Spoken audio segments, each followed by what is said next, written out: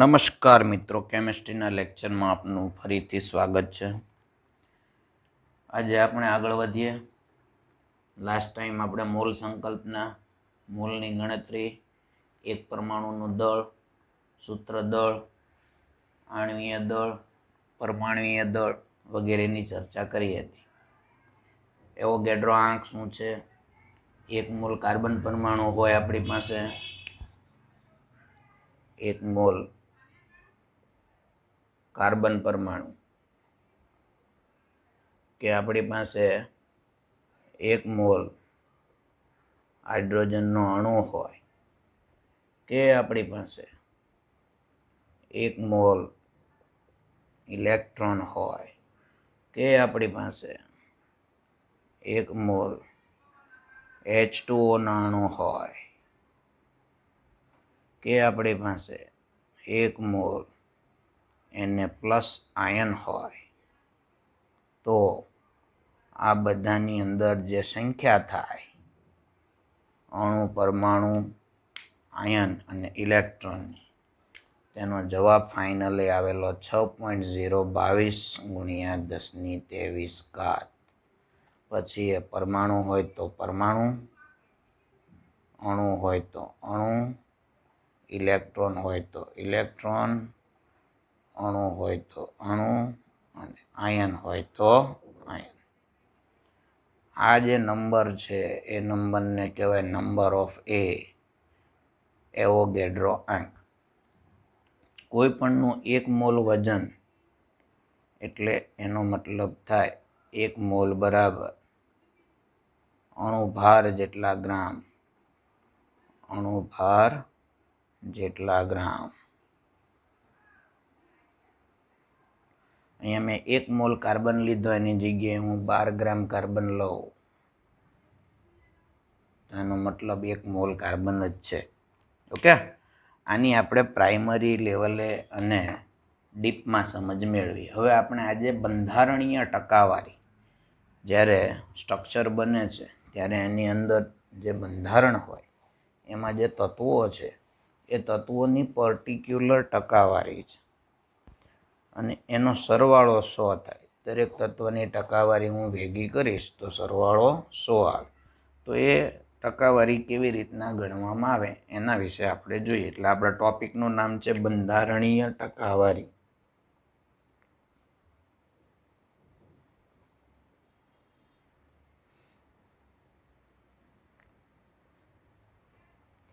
જેને બંધારણને સંઘટન પણ કહેવાય, એટલે સંઘટનીય ટકાવારી તરીકે પણ ઓળખવામાં આવે. તો આના શરૂઆતના પોઈન્ટમાં આપણે એવું લખી દઈએ કે સંયોજનમાં રહેલા દરેક તત્વના ટકાવાર પ્રમાણને બંધારણીય ટકાવારી કહેવાય. સંયોજનમાં રહેલા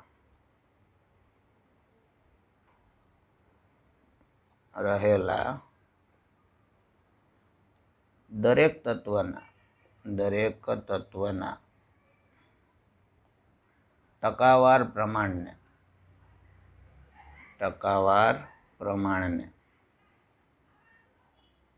બંધારણીય ટકાવારી કહેવાય.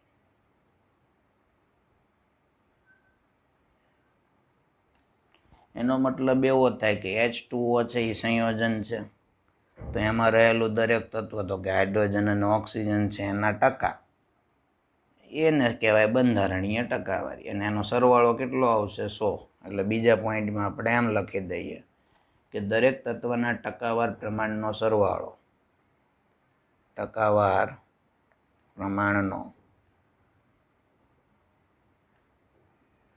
સરવાળો બરાબર થશે 100. આના ઉપરથી આપણે બંધારણીય ટકાવારી શોધવાનું સૂત્ર આપી શકીએ. તત્વની દળ ટકાવારી બરાબર, સૂત્રને આ રીતે રજૂ કરી શકાય.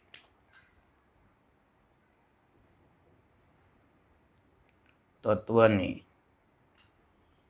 દળ ટકાવારી બરાબર, ઉપર આવશે સંયોજન જે હોય તેમાં તે તત્વનું દળ. એટલે હું અહીંયા ટૂંકમાં લખી દઉં સંયોજનમાં તત્વનું દળ છેદમાં આવશે સંયોજનનું મોલર દળ, આખા સંયોજનનું દળ. તત્વનું દળ છેદમાં સંયોજનનું મોલર દળ. આ બંનેનો ભાગાકાર કરી અને એને ગુણ્યા કરો 100 એટલે ગુણ્યા 100 એટલે આપણને મળે તત્વની દળ ટકાવારી. તો આ જે છે એનું સૂત્ર છે તત્વની દળ ટકાવારીનું. ઓકે, સંયોજનમાં તે તત્વનું દળ ગુણ્યા આખા સંયોજનનું દળ છેદમાં આખા સંયોજનનું દળ ગુણ્યા 100. હવે આપણે એને ઉદાહરણ દ્વારા સમજીએ એટલે વધારે ખ્યાલ આવે. તો બંધારણીય ટકાવારી છે શું? તો કે સંયોજનમાં રહેલા દરેક તત્વના ટકાવાર પ્રમાણ. આ ટકાવાર પ્રમાણનો સરવાળો 100 થાય છે. સૂત્ર શું મળે? તો કે તત્વની દળ ટકાવારી બરાબર સંયોજનમાં તે તત્વનું દળ છેદમાં સંયોજનનું મોલર દળ અને આખાને ગુણ્યા 100. હવે એના ઉદાહરણ જોઈએ એટલે ખ્યાલ આવે.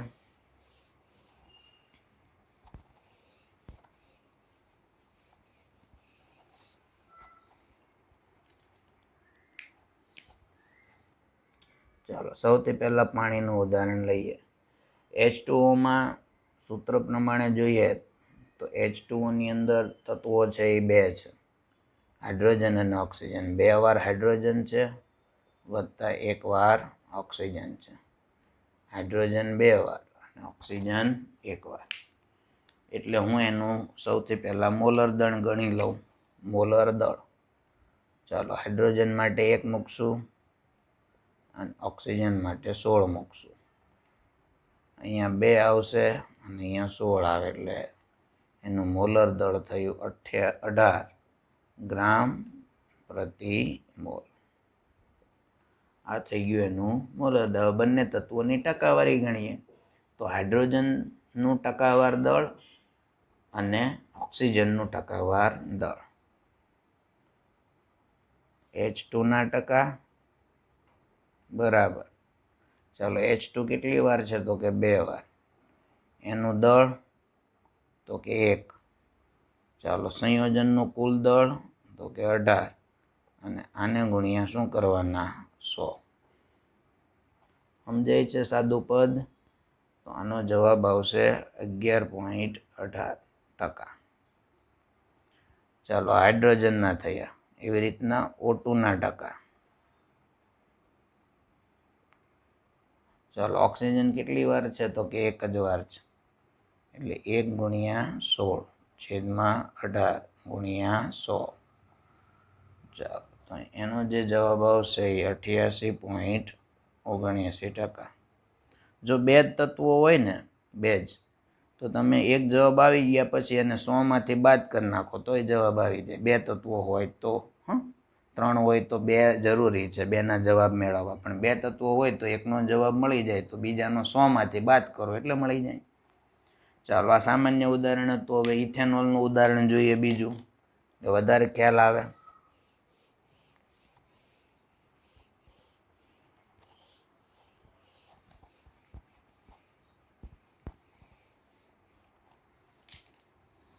Ethanol C2H5OH.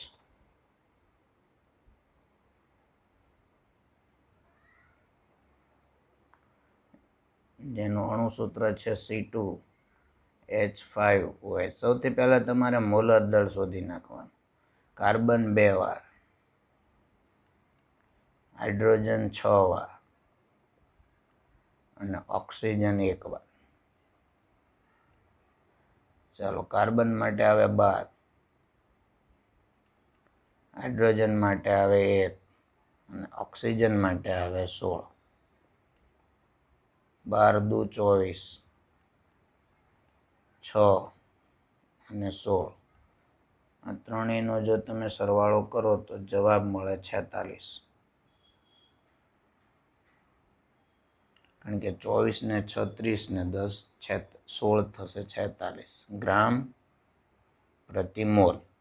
ઓકે ચાલો 46 મળી ગયા પછી હવે સીધી જ રીત 24 ભાગ્યા 46 ગુણ્યા 100, 6 ભાગ્યા 46 ગુણ્યા 100 અને 16 ભાગ્યા 46 ગુણ્યા 100.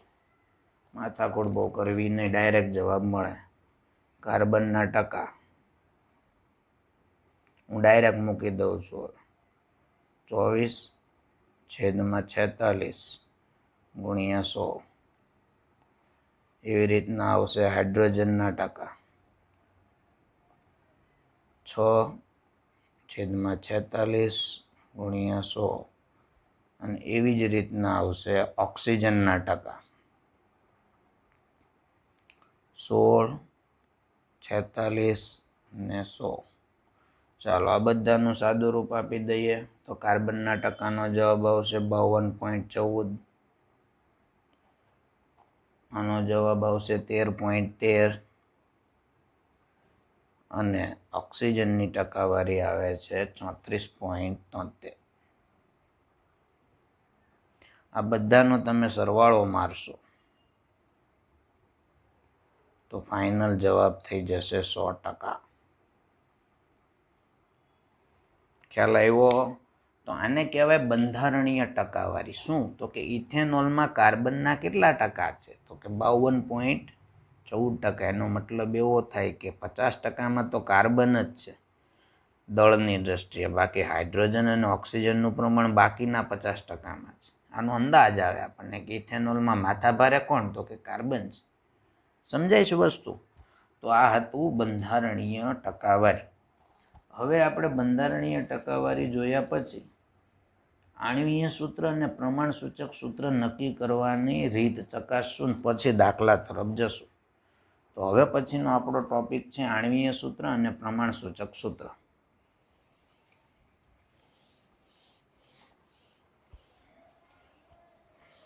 આણ્વીય સૂત્ર શું છે અને પ્રમાણસૂચક સૂત્ર શું છે? સૂત્ર દળ, સૂત્ર ભાર, રાઈટ? આ બધું મેં તમને સમજાવ્યું વ્યાખ્યામાં, પણ હવે એને પ્રાયોગિક રીતે આપણે ગણતરી કરીને સમજીએ. એટલે આપણા ટોપિકનું નામ થશે આણ્વીય સૂત્ર અને પ્રમાણસૂચક સૂત્ર. ચાલો, આણ્વીય સૂત્ર અને પ્રમાણસૂચક સૂત્ર. તો પ્રમાણસૂચક સૂત્ર જે છે એ પદાર્થમાં રહેલા જુદા જુદા પરમાણુઓની પૂર્ણ સંખ્યાનો સરળ ગુણોત્તર દર્શાવે છે. અને આણ્વીય સૂત્ર સંયોજનના અણુમાં રહેલા જુદા જુદા પ્રકારના અણુઓની ચોક્કસ સંખ્યા દર્શાવે છે. એનો મતલબ એવો થયો કે જો તમે સંયોજનમાં રહેલા તત્વોની દળ ટકાવારી જાણતા હો, હમણાં આપણે જોયું ને દળ ટકાવારી, તો તેની મદદથી તમે પ્રમાણસૂચક સૂત્ર નક્કી કરી શકો. પ્રમાણસૂચક સૂત્ર અને આણ્વીય સૂત્ર જે છે એના વિશે આપણે આગળ ભણી ગયા છે. હવે એને મેળવવાની રીત તરફ જઈ રહ્યા છે. તો એને મેળવવા માટેની જે રીત છે એના કેટલાક સ્ટેપ છે. એ સ્ટેપને આપણે ફોલો કરવાના છે એટલે આપણને એનો જવાબ મળી જશે. બહુ સરળ સ્ટેપ છે અને એકદમ સરળ રીત છે. તો આણ્વીય સૂત્ર નીચેના સોપાનો પરથી શોધી શકાય. તો આણ્વીય સૂત્ર શોધવા માટેના સોપાનો સૌથી પહેલા જોઈએ.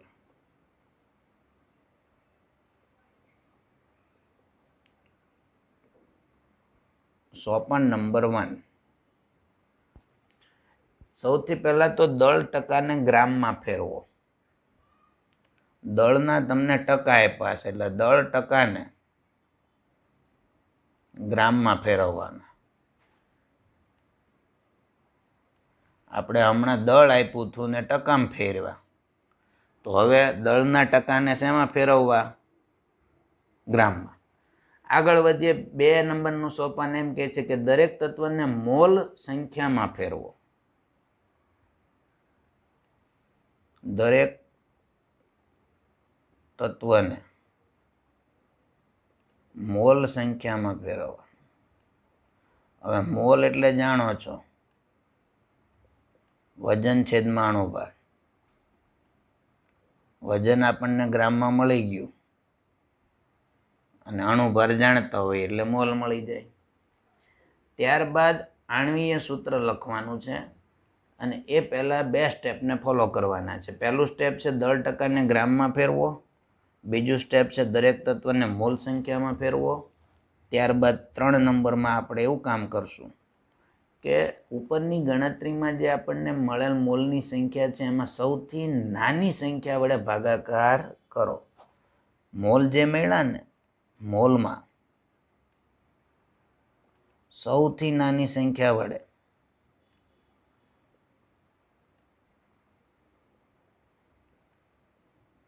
ભાગાકાર કરવાનો. 3 તત્વ હોય તો ત્રણેય તત્વને ભાગી દેવાના. એકના મોલ માનો કે 5 મળે છે, એકના મોલ 2.5 મળે અને એકના મોલ મળે છે 3. તો જે આમાં નાનામાં નાના મોલ કેટલા તો કે 2.5. તો 5 ભાગ્યા 2.5, 2.5 ભાગ્યા 2.5 અને 3 ભાગ્યા 2.5. આનું ગુજરાતી, આનું આ ગુજરાતી અને આનું આ અંગ્રેજી. સમજ પડી? મોલમાં સૌથી નાની સંખ્યા વડે દરેકને ભાગી દેવાના. એ દાખલો ગણી એટલે અમને સમજાશે. ત્યારબાદ જે 4 નંબર આવે છે એની અંદર તમારે શું કરવાનું છે? તો દરેક તત્વની સંજ્ઞા લખવાની અને અનુરૂપ સંખ્યા લખી પ્રમાણસૂચક સૂત્ર તારવવાનું. દરેક તત્વની સંજ્ઞા લખવાની અને અનુરૂપ સંખ્યા લખવાની તત્વની અને કયું સૂત્ર મળી જશે? પ્રમાણ સૂચક.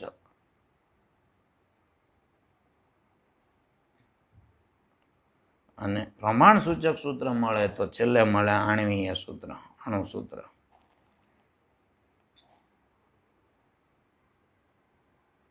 આણ્વીય સૂત્ર લખો. હવે આણ્વીય સૂત્ર લખવા માટે તમારે ગુણક સંખ્યા શોધવી પડે અને ત્યારે આપણને આણ્વીય સૂત્ર મળે.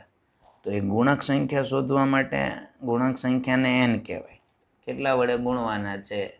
તો તમને જે આણ્વીય દળ મળ્યું હોય આખો અણુભાર, જેને કહેવાય અણુભાર, અણુભાર ભાગ્યા આપણે કરશું સૂત્ર દળ. પ્રમાણ સૂચક સૂત્ર જે મળશે એની અંદર હું બધાના દળ મૂકીશ એટલે જે જવાબ મળશે એને સૂત્ર દળ કહેવાય. અણુભાર આપણે પહેલેથી જાણતા જોઈએ. મને એમ કે ઇથેનોલ આપ્યો હોય તો ઇથેનોલનો અણુભાર હું જાણતો હોય ને એનું મને શું મળે? પ્રમાણ સૂચક સૂત્ર. એના ઉપરથી મને શું મળે? સૂત્ર દળ. એ બેનો ભગ એટલે n મળે. આ જે n મળે ને એને કોની સાથે ગુણી દેવાના? 6 નંબર પ્રમાણ સૂચક સૂત્ર. n ગુણ્યા પ્રમાણ સૂચક સૂત્ર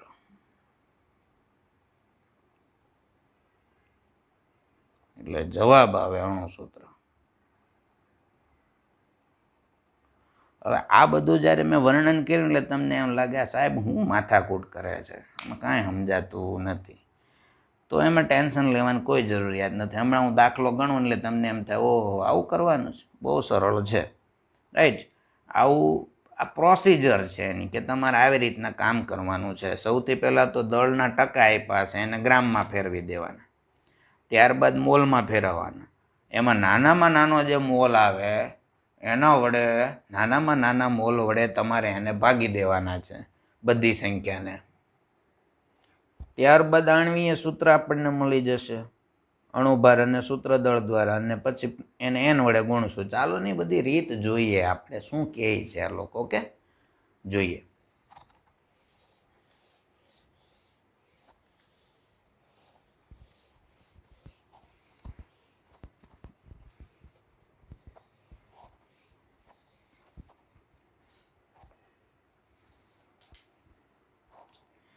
સ્વાધ્યાયનો 43મો પ્રશ્ન છે, 43. એને આપણે ગણીએ. 43મો પ્રશ્ન છે સ્વાધ્યાયનો. શું કહે છે જુઓ. તો એક સંયોજન 24.27% કાર્બન, 24.27% કાર્બન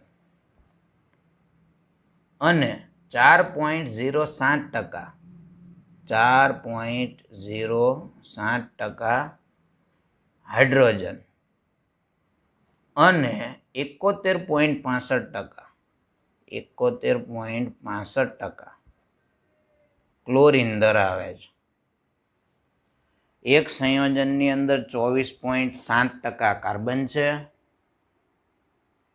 ત્યારબાદ 4.7% 0.7% હાઇડ્રોજન છે ને 71.65% ક્લોરીન. આ ત્રણેયનો સરવાળો મારો એટલે નિયર બાય 100 જવાબ આવે. ક્યારેક ના પણ આવે, 99.99 ને એવું આવે, મૂંઝાવાનું નહીં. હવે જે ચર્ચામાં આપણે આગળ વધવાનું છે એમાં એવું કીધું કે તેનું મોલર દળ 98.96. મોલર દળ આપી દેવામાં આવ્યું છે.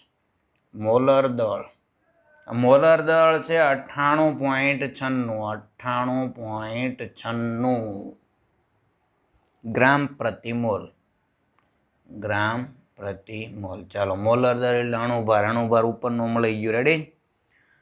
તો તેનું પ્રમાણ સૂચક સૂત્ર અને આણ્વીય સૂત્ર શોધો.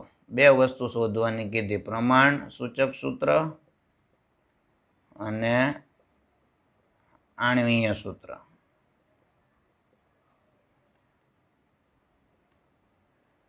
ઓકે, ચાલો, કોઈ વાંધો નથી. તમે કાર્બનનું દળ 12, હાઇડ્રોજનનું 1 અને ક્લોરીનનું 35.5 એવું છે એ તમે જાણો. એ પણ આપે છે રકમમાં, હું નથી આપતો, પણ તમને જ્યારે દાખલો પૂછાય સ્કૂલમાં કે બોર્ડમાં ગમે ને ત્યારે એ આપવું પડે. હા, ચાલો, હવે કોઠું તૈયાર કરી દેવાનું. કોઠું નાનું એવું છે આવું. પહેલાં લખવાનું તત્વ, પછી બીજા પોઈન્ટની અંદર આવશે એના ગ્રામ, એટલે એનો પરમાણુ ભાર મતલબમાં થશે. ત્યારબાદ ત્રીજી જે રો છે એની અંદર આવશે એના ટકા, રાઈટ? અને ત્યારબાદ જે ટકા આવ્યા છે એને આપણે મોલમાં ફેરવશું, એટલે કે ટકામાં જે દળ આપ્યું ને તત્વનું દળ, એને ટકાવારીમાં ફેરવ્યા બાદ આપણે તત્વના મોલ શોધીશું. એટલે ત્રીજી જે સંખ્યા આવશે એ મોલ,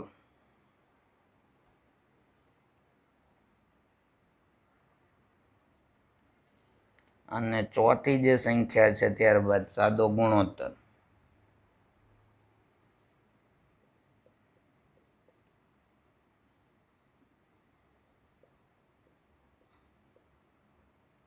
અને છેલ્લું જે બને છે એ નિયર બાય સંખ્યા, જેને પૂર્ણાંક પોઈન્ટમાં આવ્યું હોય તો આખામાં ફેરવી દેવાનું છે, પૂર્ણાંક સંખ્યા. ચાલો, આ એક કોઠો તૈયાર આ રીતે કરવાનો છે. તો તમારી પાસે 3 વસ્તુ હોય,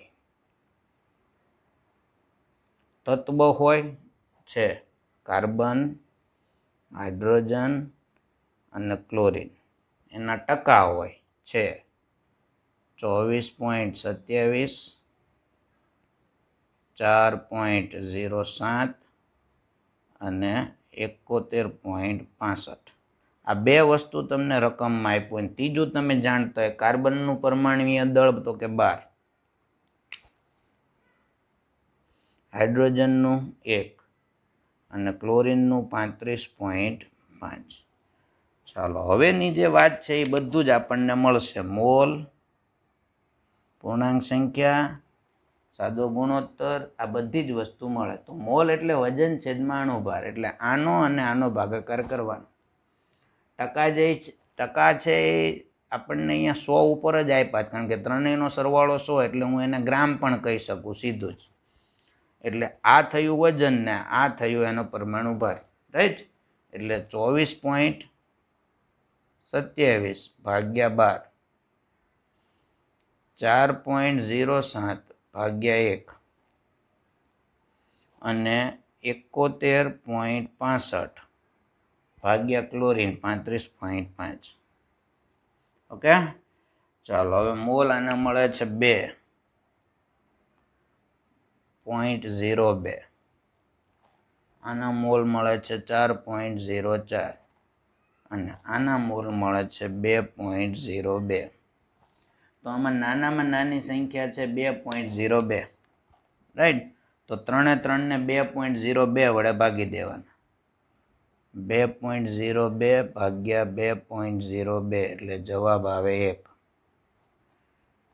4.04 ભાગ્યા 2.02 એટલે જવાબ આવશે, આનો ડબલ જ થયા ને, એટલે જવાબ 2. અને 2.02 ભાગ્યા 2.02 એટલે આનો જવાબ પણ 1. અહીં બધી પૂર્ણાંક જ આવી, કોઈ પોઈન્ટમાં નથી આવી. જો અહીં 2.6 આવ્યા હોત તો હું અહીંયા 3 લખત, પણ અહીંયા એક આવ્યો છે, અહીંયા બે જ આવ્યા છે ને અહીંયા એક. એટલે હવે પ્રમાણસૂચક સૂત્ર થયું સી કેટલી વાર? તો કે એક વાર. હાઇડ્રોજન તો કે બે વાર. ક્લોરીન તો કે એક વાર. હવે તમે જુઓ, પેલા મુદ્દા હતા દળ ટકાને ગ્રામમાં ફેરવો. દળ ટકા એને ગ્રામમાં ફેરવી દીધા, કારણ કે 100 ઉપર હતા એટલે જે આપ્યા હોય એ જ આંકડો થાય. દરેક તત્વને મોલ સંખ્યામાં ફેરવો. મોલમાં ફેરવું. વજન છેદમાણ ઉપર. આ બે હતું આપણી પાસે. ત્રીજું એવું હતું કે ગણતરીમાં મળેલા મોલમાં નાનામાં નાનો જે મોલ હોય એને બધા વડે ભાગો. નાનામાં નાનો મોલ કેટલો હતો? તો કે 2.2. બધા વડે ભાગ્યો એટલે સાદો ગુણોત્તર. તત્વની સંજ્ઞા લખી દીધી. હવે એની સંખ્યા મળી ગઈ. એની સાથે એને ગુણી દો એટલે શું તૈયાર થાય? પ્રમાણસૂચક સૂત્ર. ચાલો, માટે હું અહીંયા ટાઇટલ મારીશ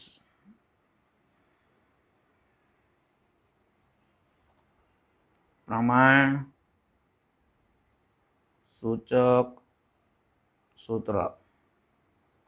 તો કે કાર્બન કેટલી વાર? તો કે એક વાર, એટલે કાર્બન એક વાર એટલે સી લખવાનું. હાઇડ્રોજન કેટલી વાર? તો કે બે વાર એટલે C2.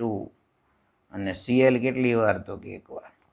તો CH2Cl શું મળ્યું આપણને? પ્રમાણસૂચક સૂત્ર. આપણો ચોથો પોઈન્ટ. હવે પાંચમો પોઈન્ટ છે આણ્વીય સૂત્ર લખવાનું. તો તમારી પાસે અણુભાર છે, હા, આના ઉપરથી સૂત્ર દળ મળશે. આના 12, આના હાઇડ્રોજનનો 1 એટલે 2, 12 ને 2 14 અને 35.5. આનો અને આનો જે જવાબ આવે એનો ભાગાકાર કરવો એટલે n મળે. એ જે n મળે એને આના વડે ગુણી દો એટલે અણુસૂત્ર મળે. સમજાય છે વસ્તુ? એટલે ઉપરની રકમ હું ભૂસું છું.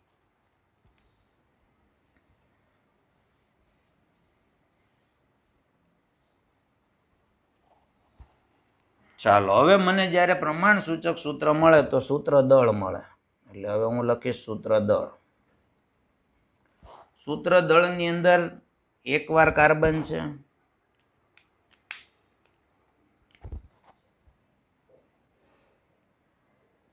વત્તા 2 વાર હાઇડ્રોજન છે અને 1 વાર ક્લોરીન છે.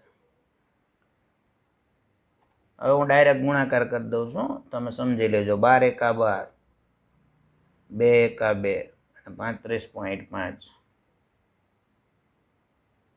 અને આનો જવાબ જ્યારે આવે, સરવાળો કરીએ ત્યારે જવાબ આવે છે આનો 49.48.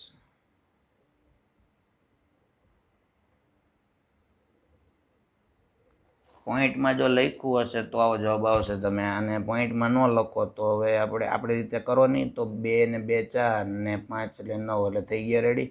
એટલે આપણે 5 લખી દઈએ. 49.5 રાઉન્ડ ફિગર કરી દીધું. આ મળ્યું સૂત્ર દળ ગ્રામમાં. ચાલો, હવે n શોધવાનો. તો n બરાબર ઉપર આવે મોલર દળ 98.96 અને છેદમાં આવશે 49.5. અને આનો જ્યારે તમે ભાગાકાર કરો એટલે આનો જવાબ આવે નિયર બાય 2. તો આપણને n કેટલો મળ્યો? 2. તો આ બગડાને મારે કોની સાથે ગુણવાના આવે? પ્રમાણસૂચક સૂત્ર વડે. હવે એને હું પ્રમાણસૂચક સૂત્ર વડે ગુણી દઉં તો શું મળે? અણુસૂત્ર. અણુસૂત્ર બરાબર n ગુણ્યા પ્રમાણસૂચક સૂત્ર. ચાલો, n 2 અને પ્રમાણસૂચક સૂત્ર CH2Cl. તો હવે બોલો તમે અણુસૂત્ર શું આવે? તો કે અણુસૂત્ર આવે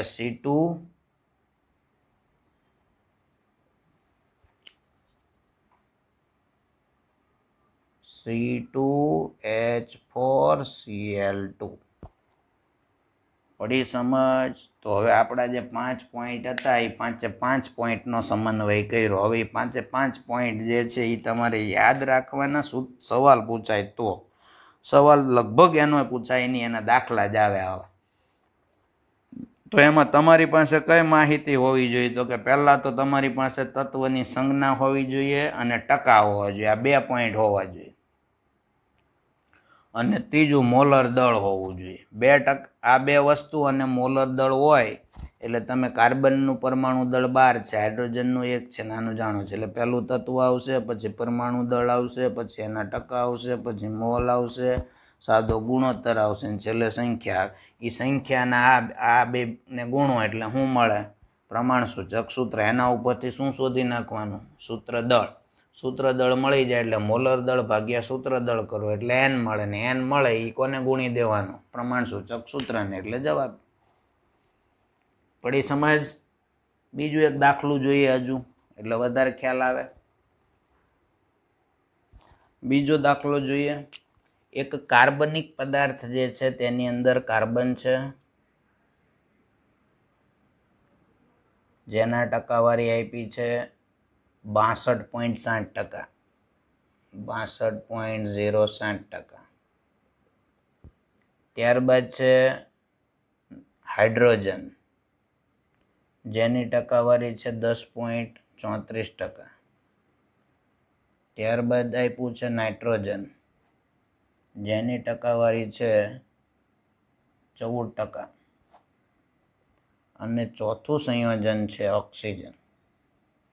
ચોથું સંયોજન ઓક્સિજન છે.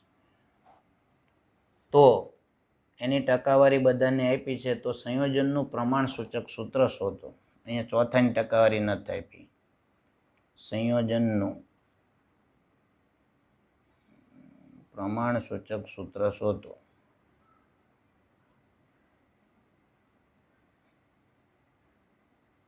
રાઈટ. આ ઉપરાંત આણ્વીય દળ આપી દીધું છે 114 ગ્રામ પ્રતિ મોલ. આણ્વીય દળ 114 ગ્રામ પ્રતિ મોલ. હવે ઘણી વખત શું થાય કે જ્યારે તત્વો આપ્યો હોય ને ત્યારે એક તત્વનું પ્રમાણ ન આપે તો આપણને એ સમજવાનું કે આનું પ્રમાણ નથી આપ્યું, શું કરશું? તો કે 1, 2 અને 3ના પ્રમાણ જે આપ્યા ને એનો સરવાળો કરવાનો ને એને 100માંથી બાદ કરવાનો. એ કયું તત્વ હોય? ચોથું. એટલે આવી રીત પણ આવે. 3 તત્વો આપ્યા હોય ને એમાંથી 2ની ટકાવારી આપી, 1ની ન આપી તો 1ની ટકાવારી કેવી રીતના મળે? 100માંથી બાદ કરો એટલે મળે. એટલે આવી રીત પૂછે એના માટે મેં આવો દાખલો લીધો જ. તો તમે આ બધાનો સરવાળો કરવા જશો તો 62, ચલો ની કોઠામાં જ આપણે કરી નાખશું એટલે મળી જશે, ટેન્શન નથી. સૌથી પહેલું આપણે શું લખશું? કોઠાની અંદર આપણે કોઠો જ્યારે બનાવ્યો હતો ત્યારે કોઠામાં સૌથી પહેલું શું આવતું હતું? તત્વ. ચાલો. ત્યારબાદ પરમાણુ દળ,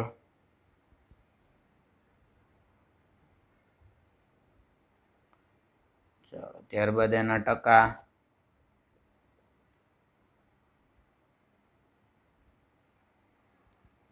ત્યારબાદ મોલ,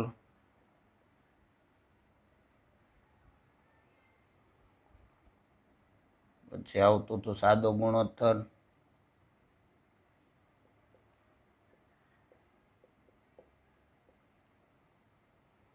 અને પૂર્ણાંક સંખ્યા.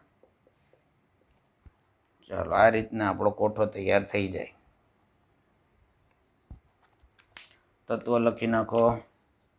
કાર્બન, હાઇડ્રોજન, નાઇટ્રોજન ને ઓક્સિજન.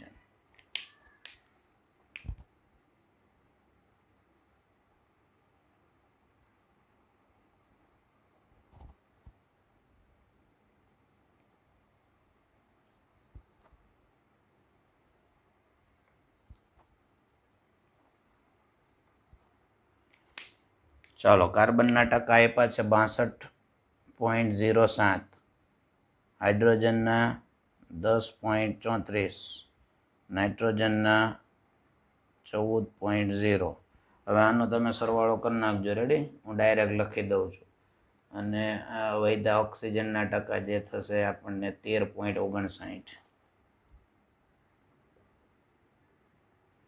ખબર પડી ને આયરું શા માટે મેં રાખ્યું છે? તમને એવો દાખલો પૂછાય તો એને 100માંથી બાદ કરીને લાવવાનું છે. ઓકે? ચાલો, એ મળી જશે તમને. હવે સોરી, આ ઊંધું લખાઈ ગયું, અહીંયા ટકા લખાઈ ગયા. હવે કંઈ વાંધો નહીં. રાઈટ? હું ફેરવી કાઢું છું. આ ટકા અને અહીંયા પરમાણ્વીય દળ એ ચાલે. ચાલો અપરમાણ્વીય દળ કાર્બનનું તો કે 12, હાઇડ્રોજનનું 1, નાઇટ્રોજનનું 14 આવશે અને ઓક્સિજનનું 16. હવે મોલ શોધવા માટે વજન છેદમાં અણુભાર. ચાલો તો 62.07 ભાગ્યા 12, 62.07 ભાગ્યા 12 બરાબર જવાબ આવશે 5.17. 10.34 ભાગ્યા 1 એટલે એનો એ જવાબ આવે 10.34. 14 ભાગ્યા 14 એટલે એક જવાબ આવે અને 13.59 ભાગ્યા 16 એટલે એનો જવાબ આવશે 13.85. ચાલો સૌથી નાનામાં નાનું યુનિટ શું છે? 0.85. તો 0.85 વડે આપણે બધાને ભાગવાના. તો 5.17 ભાગ્યા 0.85, 10.34 ભાગ્યા 0.85, 1 ભાગ્યા 0.85 અને 0.85 ભાગ્યા 0.85. બધાનો ભાગાકાર કરતાં આપણને જવાબ મળશે અને એને પછી નિયર બાય ફેરવશું. આનો જવાબ આવ્યો 6.08. આનો જવાબ આવે છે 12.16. આનો જવાબ આવે 1.17 અને છેલ્લાનો જવાબ આવે 1. તો આ તો સીધું જ ફરી ગયું 1. આ 6.08માં નિયર બાય 6, 12.16માં નિયર બાય 12 અને 1.17 જે છે એમાં નિયર બાય 1. આ સાદી પૂર્ણાંક સંખ્યામાં ફરી ગયું. ચાલો હવે આપણને મળે પ્રમાણસૂચક સૂત્ર. તો પ્રમાણસૂચક સૂત્ર કાર્બન 6 વાર C6H12 N અને O. આ થઈ ગયું પ્રમાણસૂચક સૂત્ર. હવે એના ઉપરથી સૂત્ર દળ. હવે તમે હું ડાયરેક્ટ લખી નાખું, તમે ગણી શકશો ને. 12 6 72, 12 એકા 12, નાઇટ્રોજનના 14 ને ઓક્સિજનના 16. ઓકે, ચાલો આ બધાનો સરવાળો કરતા જવાબ સૂત્ર દળ પ્રમાણે જે આપણો હોવો જોઈએ તે 2 ને 2 4 ને 4 8 ને 8 ને 6 14 નો 4 વધી 1 7 ને 1 8 9 10 ને 11 114 આવ્યો. સૂત્ર દળ પણ 114 આવ્યું અને આણ્વીય દળ પણ 114 એટલે n બરાબર 114 ભાગ્યા 114 એટલે 1 જ આવ્યો. એટલે આ પ્રમાણસૂચક સૂત્ર એ જ શું બને? અણુ સૂત્ર.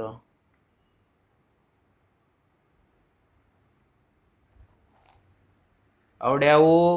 ખ્યાલ આવ્યો? તો તમારે હવે મને હોમવર્કની અંદર આવા દાખલા છે એ તમારે ગણીને આપવાના છે. હોમવર્કની અંદર દાખલા નંબર 3. હોમવર્કમાં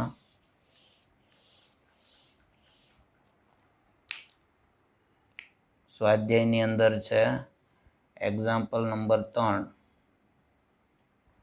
અને બીજો એક દાખલો સરેરાશ આણ્વીય દળવાળો છે. એ આગળ મેં ગણાવ્યો છે તમને. રેડી? આર્ગોનનો છે. એ છે એક્ઝામ્પલ 32મું. તો 3 નંબર અને 32 નંબર આ તમારે ગણવાના છે, જે તમને આવડી જાય એવું છે. ઓકે, એવું ગણીને લાવશો એવું મને વિશ્વાસ તમારા ઉપર. આવડે ને આવું?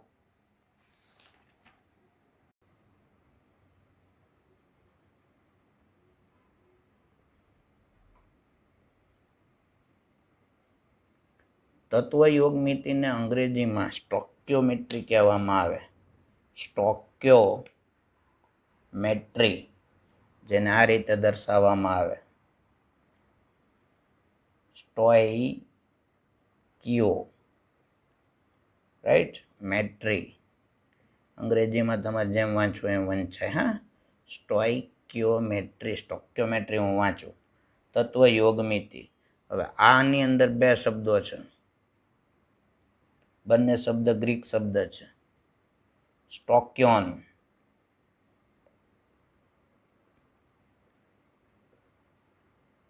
અને મેટ્રોન આ ગ્રીક વર્ડ છે, ગ્રીક શબ્દ, અને જેનો અર્થ થાય, આનો અર્થ થાય તત્વ અને મેટ્રોનનો અર્થ થાય માપન. ટૂંકમાં તત્વનું માપન એટલે તત્વ યોગ મિતિ.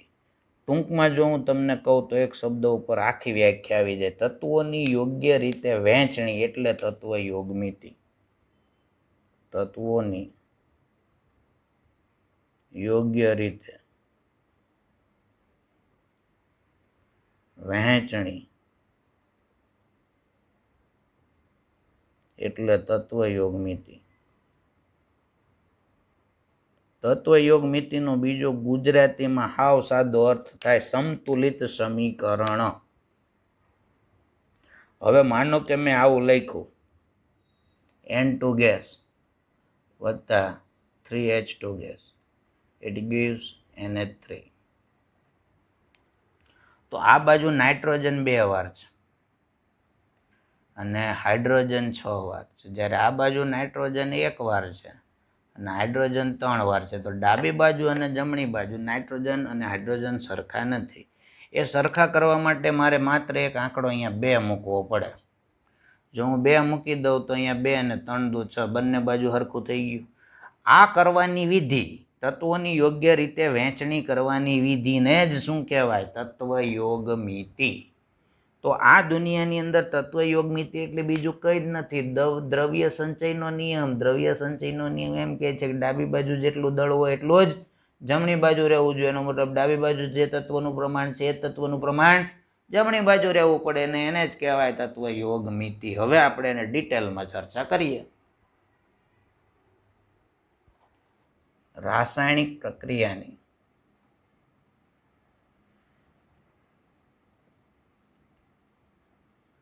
તત્વયોગ મિતિ. આપણો ટોપિક. સવાલ પૂછાય કે રાસાયણિક પ્રક્રિયાની તત્વયોગ મિતિ ઉદાહરણ દ્વારા સમજાવો.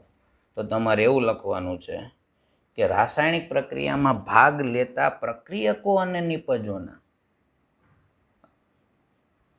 રાસાયણિક પ્રક્રિયામાં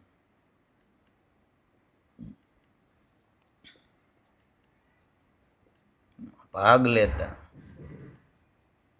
કોણ ભાગ લે એમાં? તો કે હું તમે નો ભાગ લઈએ. એમાં ભાગ લે કોણ કોણ? તો કે પ્રક્રિયકો. પ્રક્રિયકોને રિએક્ટન્ટ કહેવાય, એટલે આર વડે દર્શાવવું.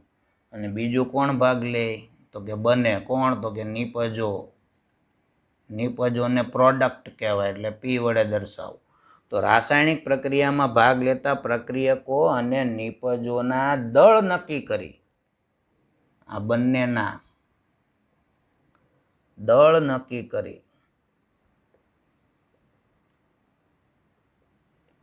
તેની યોગ્ય વહેંચણી કરવી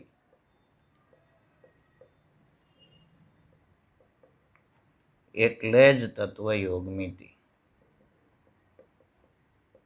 મેં પહેલા જ કહી દીધું, તત્વયોગ મિતિ દળ સંચયનો નિયમ છે ભાઈ. એની અંદર તમારે 2 બાજુ દળ સરખા રહેવા જોઈએ. એનો મતલબ એવો થાય કે પ્રક્રિયકો અને નિપજોનો જથ્થાત્મક અભ્યાસ. હું ટૂંકમાં એમ કહીશ, પ્રક્રિયકો અને નિપજો નો જથ્થાત્મક અભ્યાસ એટલે જ તત્વયોગ મિતિ. હવે તત્વયોગ મિતિની અંદર પ્રક્રિયકો અને નિપજો છે તેની અણુઓની સંખ્યાને મોલના સંદર્ભમાં, મોલ પ્રમાણમાં રજૂ કરવાના છે અને તેના દ્વારા સંતુલન સ્થિતિ પ્રાપ્ત કરી સંતુલિત સમીકરણ મેળવવાનું. મોલ દ્વારા રજૂઆત કરશું. સાહેબ આમાં મોલ ક્યાં આવ્યા? તો કે મેં જે ઓલું સૂત્ર લખ્યું હતું N2 ગેસ વત્તા 3H2 gas, it gives twice NH3, આ મેં લખ્યું છે ને. એમાં આની આગળ કાંઈ નથી એટલે એકડો હોય તો આનો 1 મોલ કહેવાય. આ તગડો છે તો હાઇડ્રોજનના 3 મોલ, આનો 1 મોલ, આના 3 મોલ, તો શું આપે તો કે 2 મોલ એમોનિયા આપે. હમણાં કાલે જ એક વિસ્ફોટ થયો છે બેરુતની અંદર, લેબેનોન નામના શહેરમાં. બેરુત, તમને ખબર હોય તો. એ વિસ્ફોટનું વિડીયો કદાચ હું મૂકું તો તમે જોશો. ચાલો ને મૂકી જ દઉં, જોજો.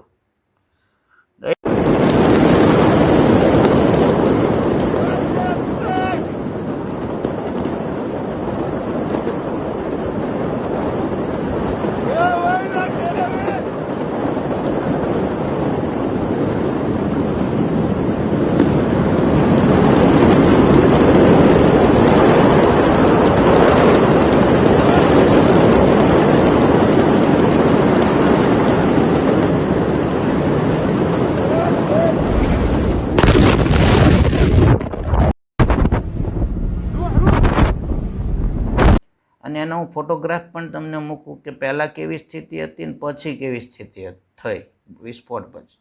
તો ત્યાં શું થયું તો કે ત્યાં 10 ટન અમોનિયમ નાઇટ્રેટનો જથ્થો હતો. અમોનિયમ નાઇટ્રેટ એટલે NH4NO3. આ અમોનિયમ નાઇટ્રેટ વિસ્ફોટક છે અને એનો ઉપયોગ અમોનિયાના ઉત્પાદનમાં થાય. તો ત્યાં અમોનિયા બનાવવાની ફેક્ટરી હતી અને એ લોકોએ આનો 10 ટન જથ્થો સંગ્રહ કરેલો હતો અને એમાં અચાનક આગ લાગી અને એના પરિણામે આ 10 ટન જથ્થો એક સાથે વિસ્ફોટ થયો, જેના તમે દ્રશ્યો જોયા કેટલા ભયાનક. તો કહેવાનો મતલબ છે કેટલી તાકાત છે. સૌથી ખતરનાક વિસ્ફોટક RDX છે, જેનું આખું નામ છે research development explosive. Research development explosive, જે આમાંથી જ બનાવેલું છે. NO2 છે, વિસ્ફોટક ગ્રુપ છે NO2. ત્યારબાદ TNT આવે, ટ્રાયનાઇટ્રોટોલ્યુઇન. ટ્રાયનાઇટ્રોટોલ્યુઇન આપણે બોમ્બેમાં જે બ્લાસ્ટ થયેલા એ RDXથી થયેલા. આપણે જે તાજ હોટલની અંદર ને મુંબઈમાં જુદી જુદી 9 જગ્યાએ જે બ્લાસ્ટ થયા, કસાબ વાળી થિયરી યાદ કરો, તો એ RDXથી થયા ને એ પાકિસ્તાનથી આવેલું. ને પાકિસ્તાનથી આવ્યા પછી આપણા ગુજરાતમાં ઉતરેલું, વિચારજો, નવસારી, ત્યાંથી તે મુંબઈ પહોંચેલું. તો આ બધા બ્લાસ્ટ જે થાય છે એની પાછળ વિસ્ફોટકો છે ને એના ઉપર પ્રતિબંધ હોય છે. તો હું આ વિસ્ફોટમાં આવી ગયો, પણ વિસ્ફોટ થયો તો આપણે એની ચર્ચા કરવી પડે. આપણે કેમિસ્ટ્રીને લગતું હતું એટલે કરી મેં, ઓકે. પણ મારે એવું કહેવાનું છે કે સમીકરણમાં જે તમે બગડાન તગડાન ચોગડા જે આપો છો આગળ, નીચે લટકાવો છો એ નહીં, આગળ જે આપો છો એ હકીકતમાં મોલની સંખ્યા છે. તો તમારે તત્વનું પ્રમાણ મોલ દ્વારા રજૂ કરવાનું છે અને મોલ દ્વારા રજૂ કરી અને સંતુલિત સમીકરણ મેળવવાનું છે. અને ત્યારે બનશે રાસાયણિક પ્રક્રિયાની તત્વયોગમિત. એક ઉદાહરણ દ્વારા આપણે એને સમજવા પ્રયત્ન કરીએ એટલે વધારે ખ્યાલ આવે. ઉદાહરણથી જ ખ્યાલ વધારે આવે છે.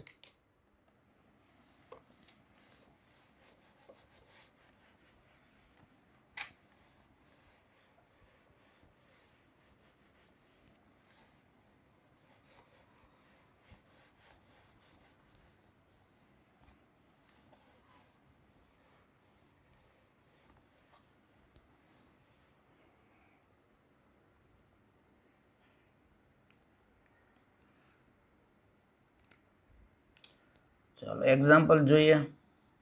દહન પ્રક્રિયાનું ઉદાહરણ લઈએ.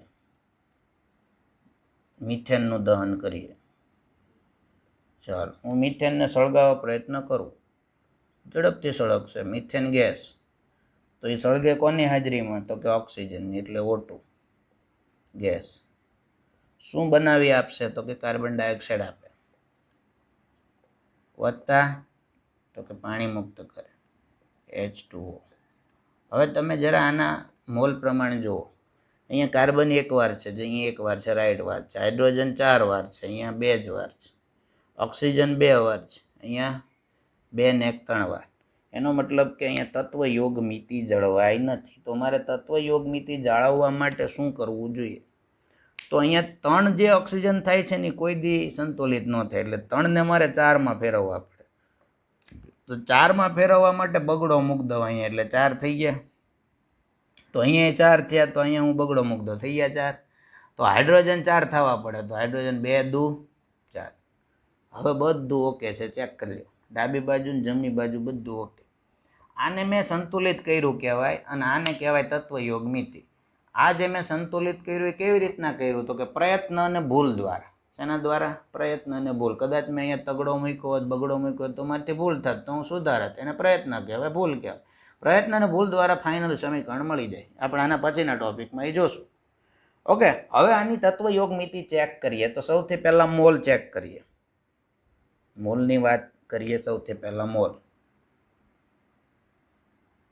હું અહીંયા બધા પેરામીટર્સ લખીશ ચેક કરવાના. ચાલો, મોલ ચેક કરતા માલમ પડે છે અહીંયા મિથેનના 1 મોલ છે, આગળ કાંઈ નથી, એટલે અહીંયા ઓક્સિજનના 2 મોલ છે. અહીંયા કાર્બનના 1 મોલ છે, CO2ના, કાર્બન ડાયોક્સાઇડના, અને પાણીના 2 મોલ. મોલ ચેક કર્યા.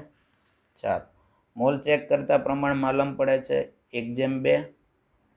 તો અહીંયા 1:2 ખેલ પૂરો મોલનો. ચાલો, હવે હું ચેક કરું છું અણુ. બીજો પોઈન્ટ અણુ.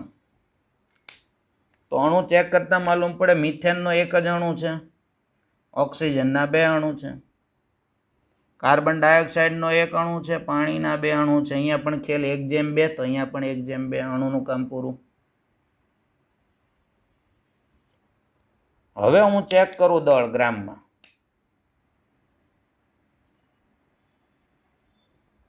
તો કાર્બનનું 12 ને હાઇડ્રોજનનું 4 એટલે 16 ગ્રામ. 32 દુ 64 ગ્રામ. 16 દુ 32 ને 32 દુ 64. આ બેનો સરવાળો અહીંયા થવો જ જોઈએ, જોઈ લઈએ. કાર્બનનું 12, ઓક્સિજનનું 16 દુ 32, 32 ને 12 44, 18 દુ 36, મારો ટોટલ 6 4 10, 70 ને 80, 6 4 10, 50 ને 30, 80. આ બાજુ 80 ગ્રામ, આ બાજુ 80 ગ્રામ, ખેલ પૂરો. હવે હું ચકાસું કદ, એસટીપી એ કદ. એસટીપી શબ્દ તમારા માટે નવો છે એટલે હું નથી લખતો, પછી સમજાવીશ. લીટરની અંદર કદ જોઈએ તો 1 મોલનું કદ 22.4 લીટર હોય. આ કન્સેપ્ટ છે જે બીજા પાઠમાં આવે છે, પણ એ અહીંયા તમે ભણ્યા નથી એટલે તમને એનો કોઈ ખ્યાલ ન આવે. બીજું પાઠ ભણાવું ત્યારે આવે એસટીપી એ કદ, પણ આ પાઠની અંદર હું તમને ભણાવી દઈ. STP standard temperature and pressure. એસટીપીનો મતલબ થાય standard temperature and pressure, right? જે 273 અને 1 બાર વાતાવરણ દબાણ. ત્યારે તમે 1 મોલ લ્યો, કોઈ પણ પદાર્થનો 1 મોલ જથ્થો લ્યો તો એનું કદ 22.4 લીટર હોય. તો અહીંયા 1 જ મોલ છે, તો આનું કદ 22.4 લીટર. આના 2 મોલ છે, તો એને 22.4 ગુણ્યા 2 એટલે 44.8 લીટર. આ બંનેનો સરવાળો અહીંયા આવશે. ચાલો, આના 1 મોલ એટલે 22.4, આના 2 મોલ એટલે 44.8. આ તો કદ. હવે પરમાણુની સંખ્યા, તો પરમાણુની સંખ્યા મોલ દ્વારા મળી જાય, અને એવોગાડ્રો અંક કરો, એને ગુણાકાર એટલે પરમાણુની સંખ્યા મળે. ચાલો, આનો મોલ કેટલો? 1 ગુણ્યા 6.022 ગુણ્યા 10⁻23 એટલે જવાબ આવશે 6.022 ગુણ્યા 10⁻23. આના મોલ 2 છે એટલે 2 ગુણ્યા થશે, આને ગુણ્યા હું 2 કરું એટલે 6 દુ 12, ડાયરેક્ટ લખું છું. આના મોલ થશે 1.20 ગુણ્યા 10⁻24. અહીંયા 6 જવાબ છે, અહીંયા 1.20 છે. ચાલો, આના મોલ 1 એટલે અહીંયા પણ 6 જવાબ આવશે, 6.022 ગુણ્યા 10⁻23. અને આના મોલ 2 છે એટલે 6 દુ 12, 10⁻24. તો તો તમે જુઓ બધી બાબતે, મોલની બાબતે, અણુની બાબતે, દળની બાબતે, કદની બાબતે અને પરમાણુની સંખ્યાની બાબતે જોવા જઈએ તો ફાઇનલી ડાબી બાજુ બરાબર જમણી બાજુ છે. આને કહેવાય રાસાયણિક સંતુલિત સમીકરણ. કોની મદદથી કર્યું? તો કે તત્વ યોગ મિતિની મદદ